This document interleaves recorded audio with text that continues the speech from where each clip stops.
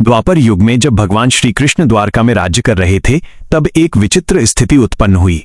भगवान के सबसे प्रिय और शक्तिशाली पार्षदों के मन में धीरे धीरे अपने गुणों को लेकर सूक्ष्म अहंकार ने जन्म ले लिया। रानी सत्यभामा को अपनी सुंदरता और कृष्ण की प्रिय रानी होने पर गर्व हो गया। गरुड़ देव को अपनी बेजोड़ उड़ने की गति पर घमंड हो गया और सुदर्शन चक्र को लगने लगा कि संसार में उनके समान शक्तिशाली कोई अस्त्र नहीं है। अंतर्यामी प्रभु अपने अपनों का ये अहंकार दूर करना चाहते थे, क्योंकि अभिमान भक्ति के मार्ग में सबसे बड़ी बाधा है। इस अहंकार को तोड़ने के लिए भगवान ने एक लीला रची और हनुमान जी का स्मरण किया।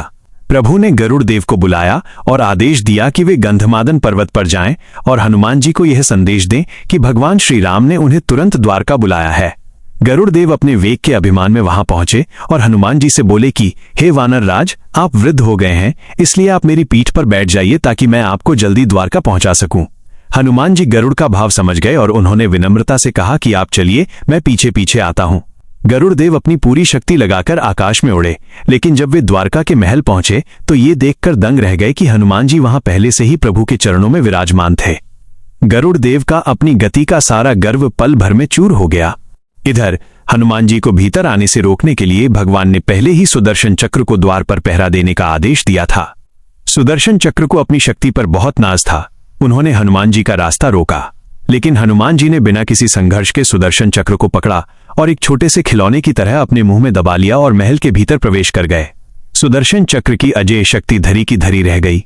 महल के भीतर भगवान कृष्ण ने सत्यभामा को आदेश दिया था कि वे माता सीता का रूप धारण करके सिंहासन पर बैठें। सत्यभामा ने बहुत श्रृंगार किया। उन्हें लगा कि उनकी सुंदरता देखकर हनुमान मंत्रमुग्ध हो जाएंगे।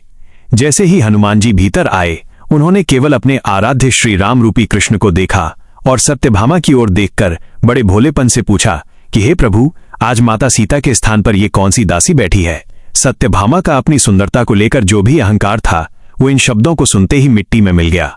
अंत में जब प्रभु ने हनुमान जी से पूछा कि उन्हें द्वार पर किसी ने रोका नहीं, तब हनुमान जी ने अपने मुंह से सुदर्शन चक्र को निकालकर प्रभु के सामने रख दिया। सुदर्शन चक्र, गरुड़ देव और सत्यभामा तीनों का मस्तक लज्जा से झुक गया। उन्हें समझ आ गया कि भगवान की दी हुई शक्तियों पर कभी घमंड नहीं करना चाहिए। इस प्रकार हनुमान जी के माध्यम से भगवान ने अपने प्रियजनों का उद्धार किया और उन्हें विनम्रता का महान पाठ सिखाया। ऐसी ही अनसुनी पौराणिक कहानियों और रहस्यों से जुड़े रहने के लिए हमारे चैनल को सब्सक्राइब करना न भूलें।